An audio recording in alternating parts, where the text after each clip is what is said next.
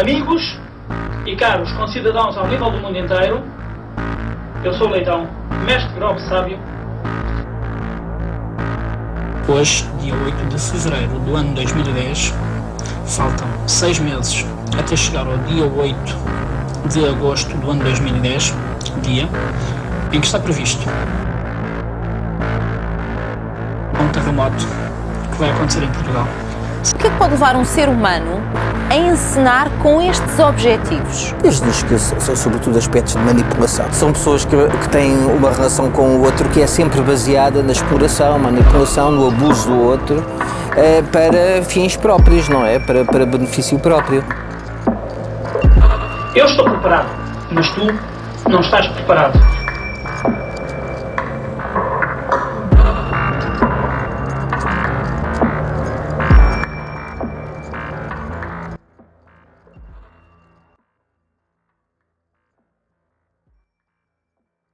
Olá e sejam bem-vindos aqui ao meu canal. O meu nome é Madalena e hoje vou-vos trazer mais um caso de crime, um caso português que acredito que muitos de vocês conheçam. Acho difícil não terem ouvido falar devido ao protagonista desta história ser uma pessoa tão estranha e macabra. Este é o caso de Francisco Leitão, ou o homicida, também conhecido como Rei Gob. Francisco Leitão nasceu a 28 de outubro de 1968, na freguesia de Carqueja, na Lourinhã. Foi aí onde viveu toda a sua vida. Era filho de José e Maria Idalina Leitão, que, por curioso que pareça, eram primos direitos. Desde muito cedo teve de deixar os estudos e ajudar os pais no trabalho de agricultura, depois do seu pai ter sofrido um acidente onde lhe foi amputada uma perna. Tinha uma relação muito próxima tanto com os irmãos como principalmente com a mãe. O Chico, como era conhecido na aldeia, era muito brincalhão e quando não estava a trabalhar, estava certamente com outros jovens a brincar ao ar livre. Casou-se com apenas 23 anos, num casamento que viria a durar apenas um ano, depois de, segundo a sua ex-mulher, o ter apanhado na cama com um outro homem, embora ele conte uma versão um pouco diferente do porquê do divórcio. Era sucateiro de profissão, arte que também aprendeu com o pai, mas o que mais ocupava os seus dias a fazer era a aliciar jovens, tanto na Lourinhã como no concelho ali ao lado de Peniche. Pouco após a morte dos pais, Francisco Leitão decide reconstruir a casa que herdara deles e que eles tinham herdado dos seus avós. No entanto, não foi uma simples reconstrução ou modernização da casa. Nada disso. A casa que quando ele nasceu era apenas térrea e de chão em terra batida, foi transformada num autêntico castelo. Pelas fotos vocês conseguem ver a grandiosidade da casa. E isto era no meio de uma aldeia, por isso claro que dava nas vistas. A casa tinha fontes, estátuas, um portão de entrada que fazia lembrar uma coisa retirada do Game of Thrones, um autêntico castelo. Segundo ele, a construção do castelo era uma forma de homenagear os seus avós aristocratas. Segundo o próprio Francisco Leitão, a casa era um sonho de infância. Os meus trisavós eram príncipes em Vigo, Espanha, e quando rebentou a Guerra Civil tiveram de abandonar o país. Os meus avós contaram-me que eu tinha sangue azul a correr nas veias. Em lado nenhum consegui corroborar esta indicação de aristocracia da família de Francisco Leitão, indicando-se sempre que tanto os pais como os avós de Francisco eram simples agricultores. Mas este seria o início da caminhada deste contador de histórias altamente persuasivo. A casa ficou também conhecida na vizinhança, além de ser um autêntico castelo, por ter a particularidade de uns gnomos, que são uma espécie de bonecos de jardim, estarem à porta de entrada a guardarem-na. Amigos e familiares de Francisco Leitão diziam que ele era bastante peculiar e até excêntrico, e isso ficou, claro, bem visível desde logo com o local onde residia, mas não se ficava por aí. Francisco Leitão afirmava ter poderes sobrenaturais, nomeadamente falar com espíritos e até encarnar o diabo, assim uma espécie de mago ou bruxo até. Ainda costumava dizer que quem estava contaminado com más energias tinha um gnomo dentro de si, por isso autodenominou-se como Rei Gob, numa realidade paralela que lhe iria abrir portas a poder manipular e abusar de pessoas mais ingênuas e crentes nas suas teorias. Pelos vistos, segundo algumas mitologias, o Rei dos Gnomos é o líder destas criaturas pequenas e mágicas ligadas à Terra que costumam ser apresentadas como tendo uma aparência semelhante à dos humanos. Uma mensagem que ficou bem permanente no seu discurso era também a aproximação de um terremoto que seria o início do fim do mundo e o início de uma nova era, por volta de 2010. Tanto este discurso como algumas demonstrações dos seus poderes sobrenaturais, como também algumas coisas aleatórias, vocês podem ver no canal que ele tinha e ainda tem no YouTube, todos estes anos depois, parado, claro, e sem novas atualizações. Amigos e caros concidadãos ao nível do mundo inteiro, eu sou Leitão, mestre Grob Sábio. Venho aqui dizer que estou preparado para o fim do mundo que se aproxima. Hoje, dia 8 de fevereiro do ano 2010, faltam 6 meses até chegar ao dia 8 de agosto do ano 2010, dia em que está previsto, até mesmo já estudado pela ciência portuguesa, de que há um terremoto que vai acontecer em Portugal. Cerca de 76% da margem costeira será destruída. Nós não podemos permitir que 76% da margem costeira de Portugal, de norte a sul, seja destruído. O que é que será dos nossos pescadores, da população portuguesa? O que será da vida marítima? Eu estou preparado, mas tu não estás preparado. No Castelo da Carqueja, como ficou conhecida a sua casa, eram feitas sessões espíritas, visitas a cemitérios. Então, olha cá, então, olha ali. Ai, Jesus. Miguel, olha ali. Hoje aqui tenho que parar, não sei. É que ele não sai do cemitério. Tu tens que pensar, não. Mas porquê é que ele estava mascarado? Aquilo é mascarado, aquilo é mesmo assim, está materializado. Aquilo é materializado. Foi assim que eu vi na outra vez dois, nas guerreiras, com a Flávia. Porquê é que ele estava assim? Vamos lá outra vez. Mas se aquele puxasse para dentro. Então, eu olho para dentro do cemitério, Mas eu não vi nada, eu assim, CJ, e com o barafão. Quando olho assim, eu... E encarnações de espíritos por parte do próprio Francisco Leitão, que recorria a luzes e equipamentos especiais para aterrorizar e impressionar os jovens. No início, Francisco só encarnava um espírito bom, digamos assim, intitulado o Paizinho, e um outro mau, que ele chamava de o Velho. Mas depois muitos outros apareceram, como Fatinha, Damásio, Dona Mimi ou Dona Mila e ainda outros. Ainda se acredita que tenham acontecido alguns rituais de magia negra, já que, segundo o relato mencionado no jornal Observador de Maria, uma sua seguidora, ela diz que numa destas sessões ela era vampira e foi obrigada a beber o sangue de 2 gatos pretos que o rei Gob abriu ao meio e de uma galinha degolada também. No final, Francisco Leitão, nessa mesma sessão, fez um corte na mão de cada um deles e misturou o sangue numa tigela que depois usou para desenhar um pentagrama no chão enquanto falava numa língua estranha, supostamente uma língua mágica. Curiosamente, em entrevista ao Diário de Notícias, Dina Leitão disse que o irmão Francisco não era capaz de matar uma galinha. E ainda acrescenta, quando matávamos aqui porcos e as galinhas que criávamos nas traseiras da casa, ele afastava-se logo. Não é uma pessoa agressiva, disse. Francisco sempre adorou a companhia de adolescentes, mas quando ele já estava por volta dos seus 30 anos,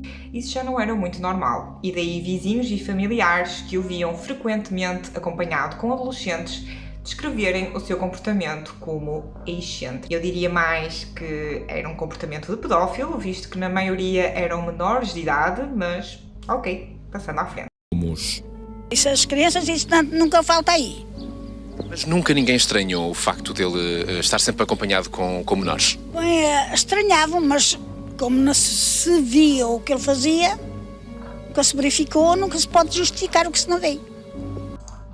Francisco aliciava jovens em bares ou discotecas, oferecendo bebidas, entradas em divertimentos noturnos, presentes caros, como computadores ou telemóveis, ou às vezes até mesmo dinheiro. Em troca, ao que tudo indica, pedia ou exigia favores sexuais e não só. Obediência cega aos seus preceitos, sejam eles quais forem. Como ele se auto-intitulou de Rei Gob, todos os jovens que ele conseguia persuadir a ficarem com ele, a passarem tempo com ele no seu castelo e assim, eram denominados como os seus gnomos, e ele era o rei líder de todos eles. Os jovens mais chegados a si, ou os seus prediletos, eram ainda denominados como a corte dos gnomos. O círculo desta seita, chamemos-lhe assim, foi alargando quando uns elementos apresentavam amigos e amigos de amigos a Francisco Leitão. Diz-se que não só frequentavam o seu castelo e a sua companhia jovens ali das freguesias à volta, como Bufarda, Sobreiro Curvo, Torres Vedras, Autoguia da Baleia, Peniche, Lourinhã, como até das Caldas da Rainha, e ainda algumas fontes mencionam jovens a irem do norte e até de Espanha para irem ter com Rei Gob. Era o processo normal para Francisco Leitão: aliciar jovens, tornar-se o seu maior confidente e ídolo, como o Rei Gob, fazê-los sentirem-se especiais e partir para o abuso físico, sexual e psicológico. Muitas vezes, quando as vítimas se recusavam a ter relações sexuais com ele por livre e espontânea vontade, Francisco drogava-os com medicamentos ansiolíticos, sedativos e hipnóticos, utilizados muitas vezes no tratamento de depressão e ansiedade. E ainda às vezes recorria à pseudoefedrina, um estimulante usado no tratamento de asma, por exemplo. No ano 2001, Francisco Leitão, de 32 anos, conhece Ivo, com quem inicia um relacionamento amoroso. Ivo foi inclusive a viver com ele. Ivo tinha apenas 17 anos. Em 2004, já Francisco Leitão tem um novo interesse amoroso, depois de 15 anos do seu divórcio, com uma mulher chamada Gina, de 20 anos. Os dois conheciam-se há muito tempo, os pais dela eram vizinhos da frente de Francisco Leitão, e quando estes emigraram, os dois aproximaram-se. Aqui aparece uma coisa que vamos ver muito daqui para a frente com Francisco Leitão. Ele aproveita-se da solidão e fragilidades de jovens para se aproximar e manipular o seu lugar com eles. Com Gina teve uma filha. No entanto, também esta relação não viria a durar muito tempo, já que Gina, em 2005, foi ter com os seus pais a França, levando a filha com ela, afirmando que Francisco Leitão, o seu ex-companheiro, tinha incendiado a casa com ela e a filha de ambos lá dentro. Mas de novo, e como aconteceu com o primeiro divórcio, a versão de Francisco era outra. Tinham assaltado a sua casa como uma forma de retaliação de todo um negócio, de um carro, um tal de Paulo que deu errado, enfim, uma novela. O resto do chão da casa ficou destruído com um incêndio e até carros que Francisco Leitão tinha nas traseiras, onde trabalhava na sua sucata, tinham ficado completamente destruídos no incêndio. Francisco Leitão ainda foi preso nesta ocasião pela GNR, já que estava de arma na mão e sem porte para a ter, mas só em 2011 seria julgado pela posse ilegal desta arma em 2004. 7 anos por um simples processo? Parece-me que sim. Justiça portuguesa, não é? Manuel Subtil?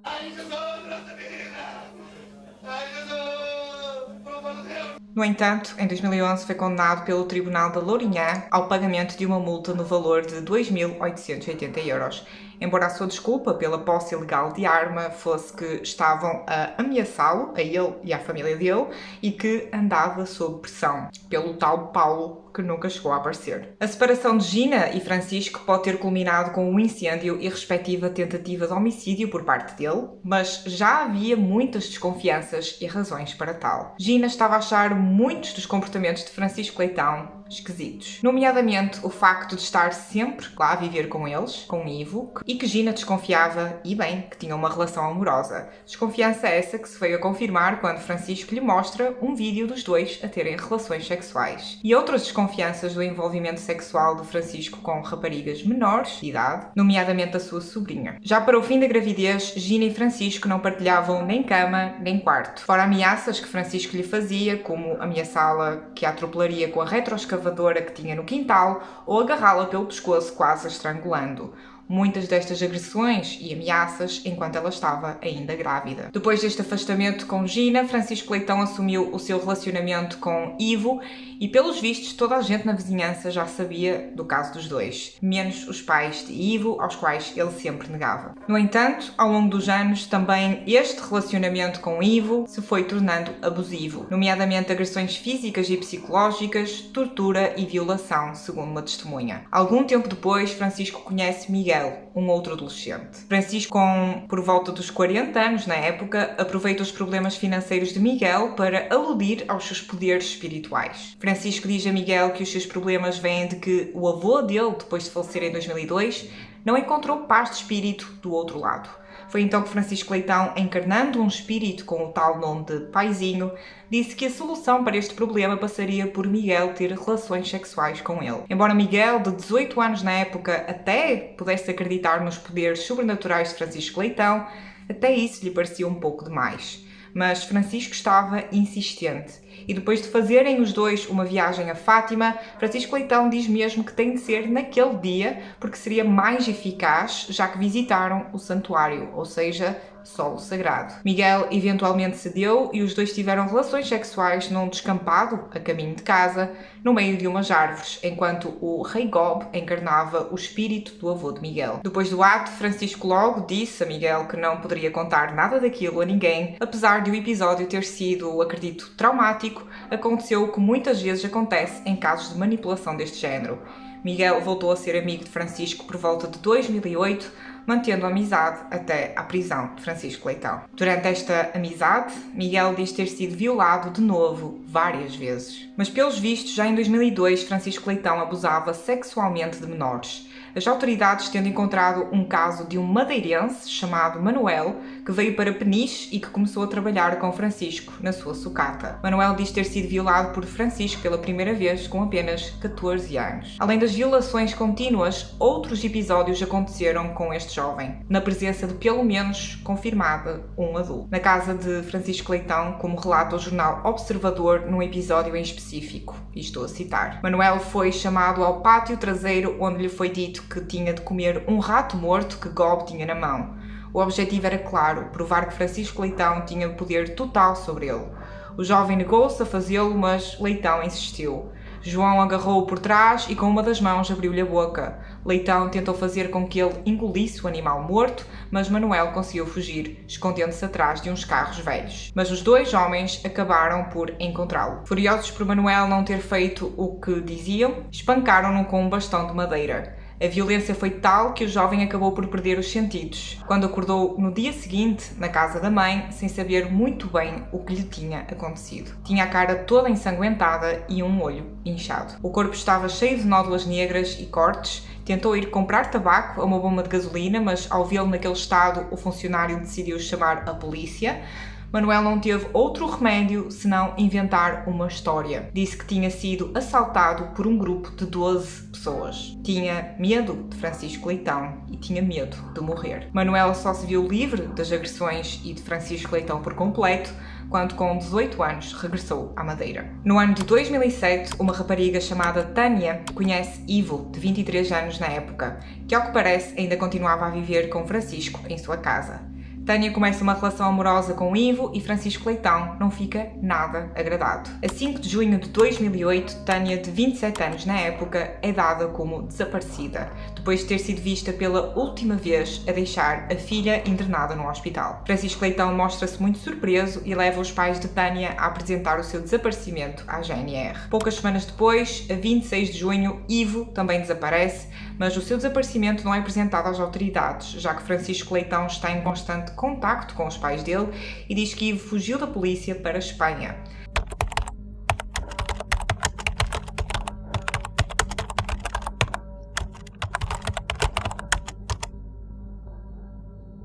Em 2009, um primo distante de Francisco Leitão, Jorge, de 19 anos, que tinha uma deficiência intelectual avaliada em 25% e não sabia ler nem escrever, começa a frequentar a casa de Carqueja com muita frequência. Passa lá quase todos os dias a jogar consola e a ver televisão e, no entretanto, apresenta os seus amigos das freguesias vizinhas ao primo Francisco Leitão. Em abril de 2009, Francisco liga a Alexandre, um outro jovem do seu grupo, para dizer-lhe que o anjo da guarda chamado Maria tinha ordenado a Francisco que tinha de injetar Alexandre com energia de 4 em 4 dias. Injetar energia positiva era como Francisco Leitão se referia e apresentava os abusos sexuais aos jovens. Ameaçou ainda Alexandre que, se ele não aceitasse este tratamento, que ele chamava a descontaminação, Alexandre iria gradualmente deixar de ver, sentir, falar e, por fim, morreria.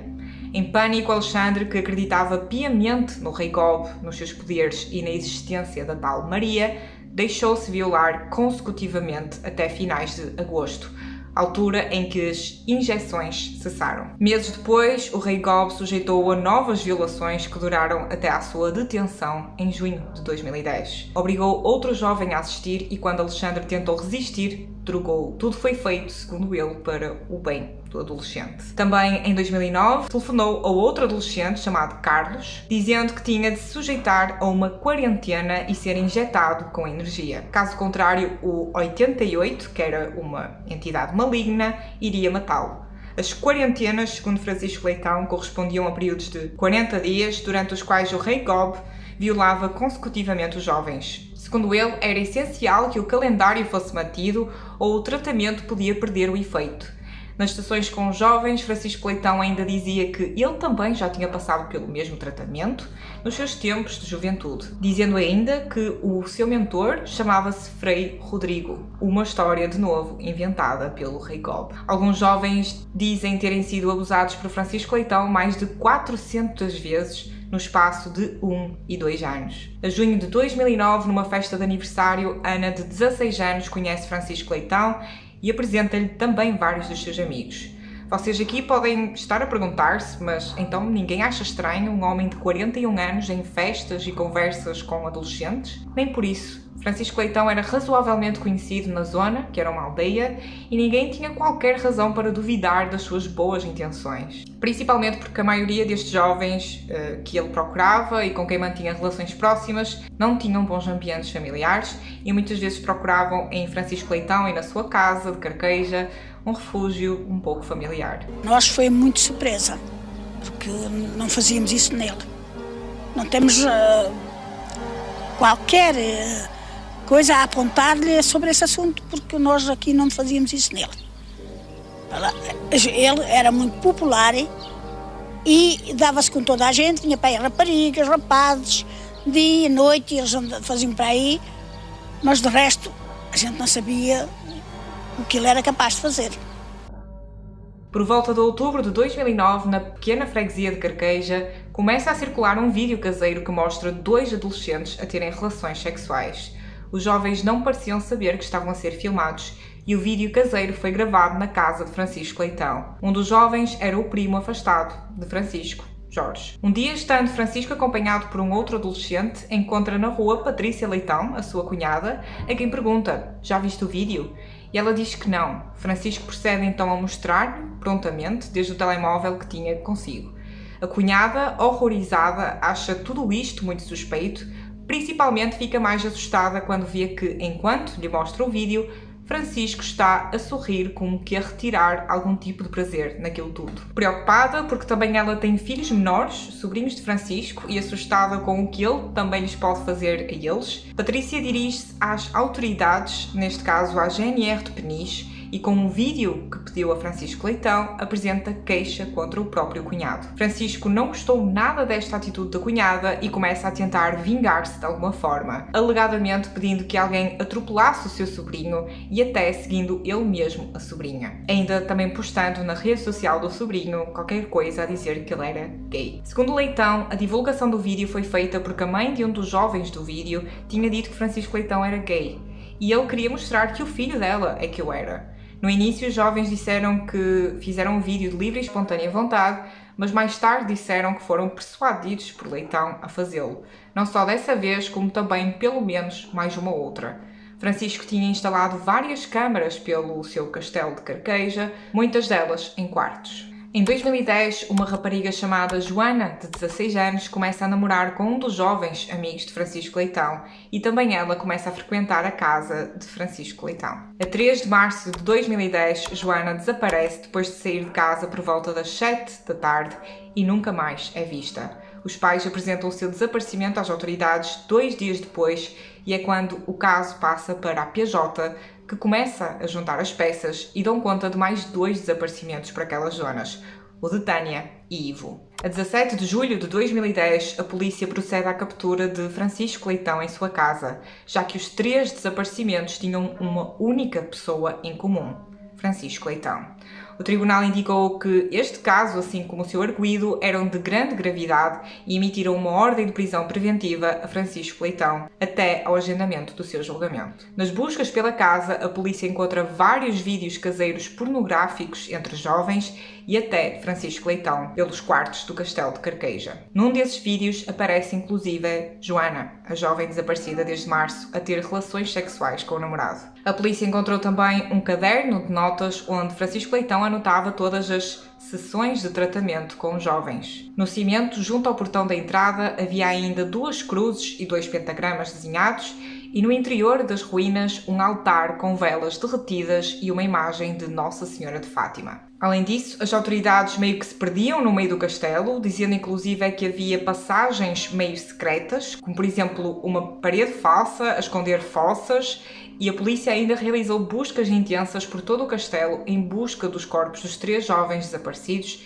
mas infelizmente sem sucesso. Na altura da sua captura, no castelo vivia pelo menos uma irmã de Francisco Leitão, assim como o seu cunhado Nelson e os 3 filhos do casal, que dizem que, embora conhecessem muitos dos jovens vítimas do Rei Gob, por estarem sempre lá a frequentar a casa, não faziam ideia dos crimes que lá ocorriam. Os testes psiquiátricos e psicológicos realizados depois da sua detenção revelaram que Francisco Leitão tinha uma personalidade do tipo borderline, com instabilidade comportamental e emocional, um QI abaixo da média e características esteriformes, narcisistas e antissociais, assim como esquizofrenia e psicopatia. Em 2012 começa o julgamento de Francisco Leitão em Torres Vedras pelos crimes de homicídio e de ocultação de cadáver referentes a Tânia, Ivo e Joana.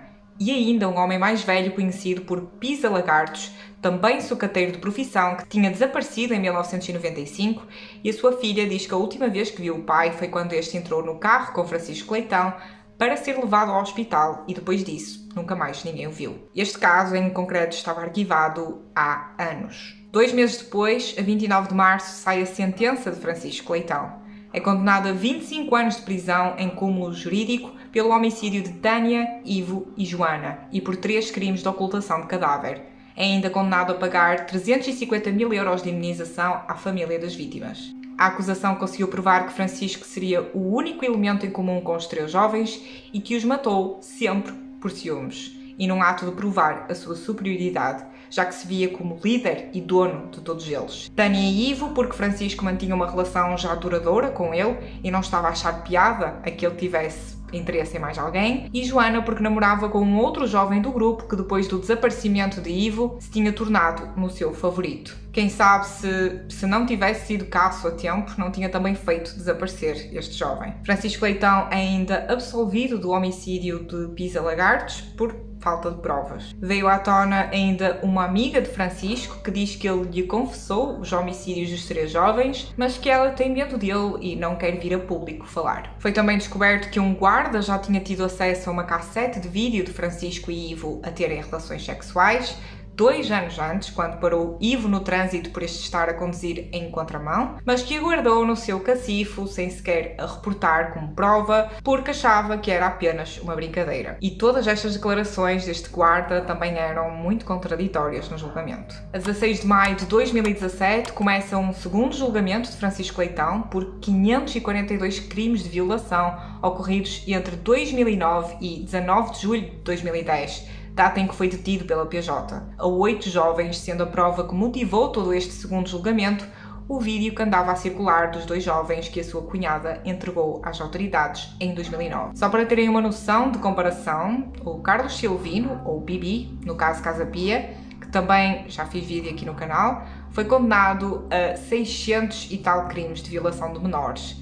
Francisco Leitão está quase a par do maior pedófilo condenado de todos os tempos em Portugal, além de todos os outros crimes de que foi acusado. Macabro. Neste segundo julgamento, o Rei Gob foi condenado a mais 17 anos de prisão, por isso esperemos que não saia da cadeia de vez, mas não sei, já que, ao que tudo indica, Francisco Leitão é um prisioneiro modelo, com um ótimo comportamento exemplar. Mas é isso que ele sabe fazer melhor, não é? Manipular tudo e todos? Não foi a arma principal de todos os seus crimes a manipulação destes jovens?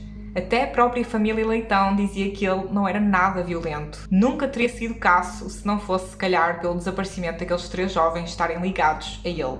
tal forma que ele tinha tudo tão planeado e preparado? Será ele capaz de manipular uma vez mais, mas desta vez a justiça portuguesa, e ainda conseguirem liberdade antes do tempo por bom comportamento, como tantos outros? Os corpos dos 3 jovens nunca apareceram, nem Francisco Leitão nunca confessou os crimes de que foi acusado, e dizem até que sempre se mostrou com uma postura de desafio em relação às autoridades.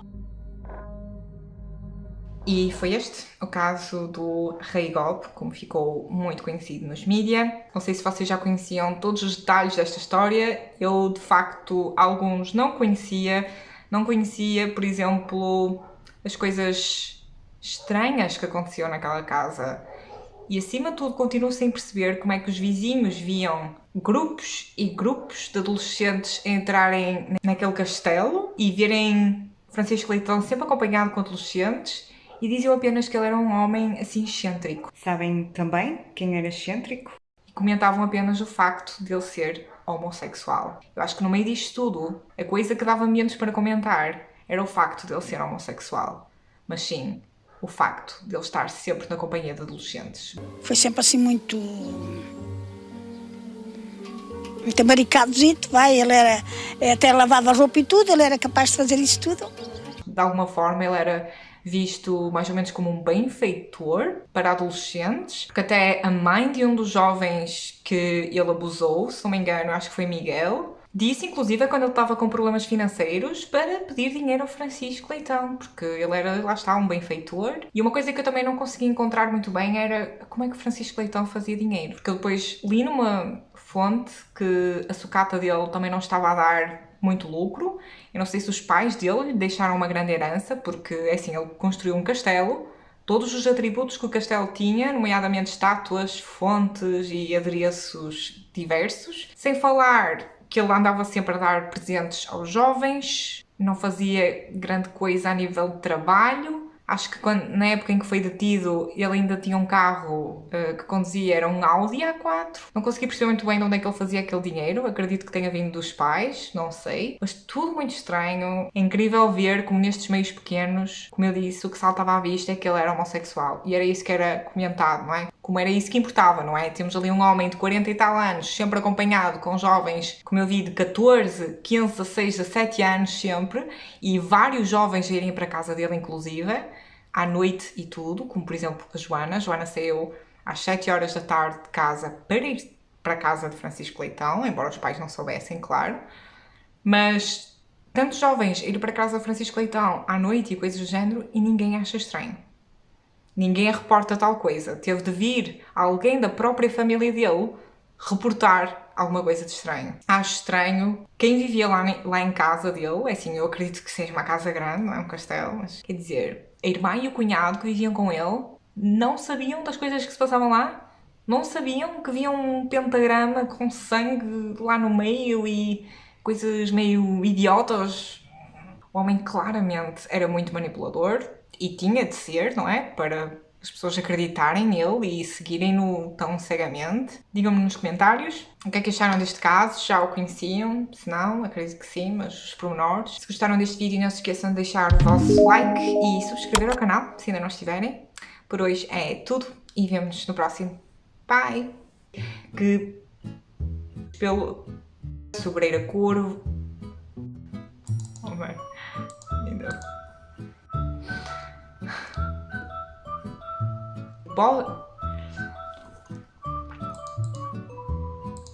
Tem muitos jovens